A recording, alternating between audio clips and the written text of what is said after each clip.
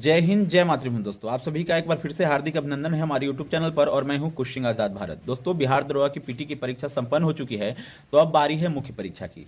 तो मुख्य परीक्षा की तैयारी शुरू करने से पहले दोस्तों आप सभी को एक बार इसके पैटर्न को जानना बहुत जरूरी है कि आखिर बिहार दरोगा की मुख्य परीक्षा में क्या क्या इसका पाठ्यक्रम है, इसका सिलेबस क्या है और इसका पूरा फॉर्मेट क्या है कि किस तरीके से कहाँ से प्रश्न पूछे जाते हैं, किस सब्जेक्ट को कैसे तैयार करें। तो आज इस बारे में थोड़ा सा हम लोग इसके सबसे पहले आज इसके पैटर्न को समझ लेते हैं मुख्य परीक्षा के बारे में, मेंस के बारे में। तो दोस्तों सबसे पहली बात है दोस्तों कि बिहार दरोगा की जो मेंस की परीक्षा होती है इसमें 2 पेपर होते हैं। ध्यान से सुनिएगा दोस्तों, और इसको बाद फिर मुझे नहीं लगता है कि आपको कहीं भी किसी भी तरह की कोई दुविधा होगी। तो देखिए 2 पेपर होते हैं दोस्तों इसमें। एक होता है सामान्य हिंदी का और दूसरा होता है दोस्तों सामान्य अध्ययन का, यानी जीके जीएस वाले पोर्शन का। तो देखिए दोस्तों दोनों पेपर में हिंदी का जो है, सामान्य हिंदी का, वो क्वालिफाइंग नेचर का होता है और आपका जो मेरिट बनता है वो पेपर 2 जो है सामान्य अध्ययन का जो विषय है वहां से आपको वही उसी पेपर से आपको मेरिट बनता है अंत समय में, जब आप बिहार दरोगा के लिए जब नियुक्त होते हैं। उस समय जब आप जिस दिन आपकी मेंस की परीक्षा होगी तो उस दिन आपको पेपर 1 सबसे पहले लिया जाता है दोस्तों। उसके 2 घंटे 2.5 घंटे के बाद जो भी शेड्यूल रहेगा उसके बाद पेपर 2 में आपको बैठना है। दोनों परीक्षाओं में जो प्रश्न का जो मोड है दोस्तों, ठीक है, वो मतलब एग्जाम का जो मोड है वो ऑफलाइन मोड में ही लिया जाएगा। जैसा आप लोगों ने पीटी में देखा ओएमआर टाइप का जो रंगने वाला है।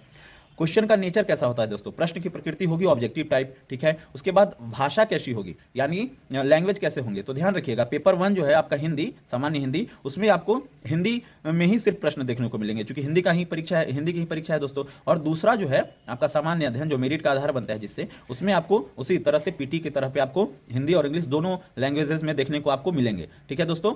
प्रश्न और समय क्या है दोस्तों, तो 2 घंटे का समय है, 100 प्रश्न है जैसा आपको पीटी में देखने को मिला था।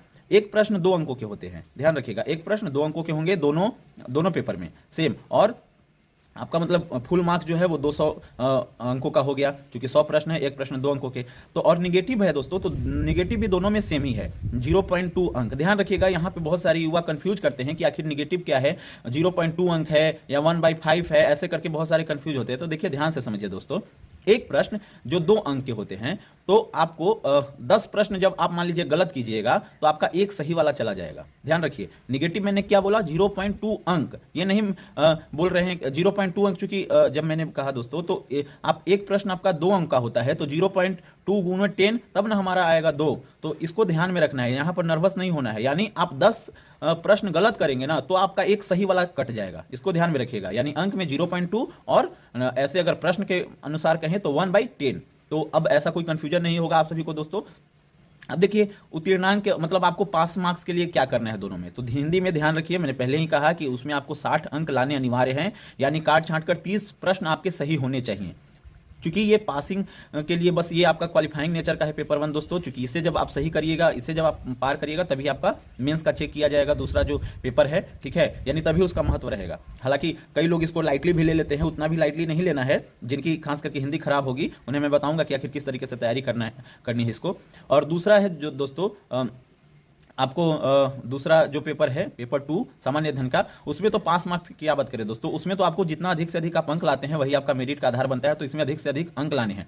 अब ध्यान रखिए कि आपको मतलब आपका जो रिजल्ट होता है वो कितना होता है, सीट से कितने गुने रिजल्ट होते हैं दोस्तों। तो देखिए पीटी में जैसे आपको 20 गुना रिजल्ट देखने को मिलेगा आपको, तो इसमें क्या है कि आपको 6 गुना या उसके थोड़ा बहुत आसपास, 2-400 आगे पीछे होता है, तो लगभग 6 गुना के आसपास आपको मतलब रिजल्ट देखने को मिलेंगे। आपको जितने सीट हैं उससे 6 गुना आप मल्टीप्लाई कर लीजिएगा, वही आएगा। तो सबसे बड़ी बात है दोस्तों कि आपको सिर्फ इस मेंस को ही क्लियर नहीं करना है, आपको मेरिट तक जाना है। तो आपको जो भी कट ऑफ हो उससे अधिक नंबर, 2-4 क्वेश्चन आपको ज्यादा सही करने ही होंगे, तभी आपका मेरिट तक आप जा पाइएगा। क्योंकि आसान नहीं है दोस्तों इसको क्लियर करना, और टफ भी नहीं है जितना हम लोग उसको अतिरिक्त दबाव ले लेते हैं। तो यही था दोस्तों मेंस का जो फॉर्मेट है, इसका जो पैटर्न था। तो मुझे लगता है दोस्तों आप सब मेंस के फॉर्मेट को आसानी से समझ चुके होंगे, इसके जो भी पैटर्न रहे हैं। तो अब आपको कोई दिक्कत नहीं होने वाली है। अगले वीडियो में हम लोग बात करते हैं कि आखिर इसका सिलेबस क्या है, मतलब दोनों विषयों को लेकर हम सिलेबस पे बात करते हैं। और तो फिर अगले वीडियो में मिलते हैं दोस्तों सिलेबस के बारे में कि आखिर दोनों विषय का सिलेबस क्या है, दोनों विषय में कहाँ से कितने प्रश्न पूछे जाते हैं,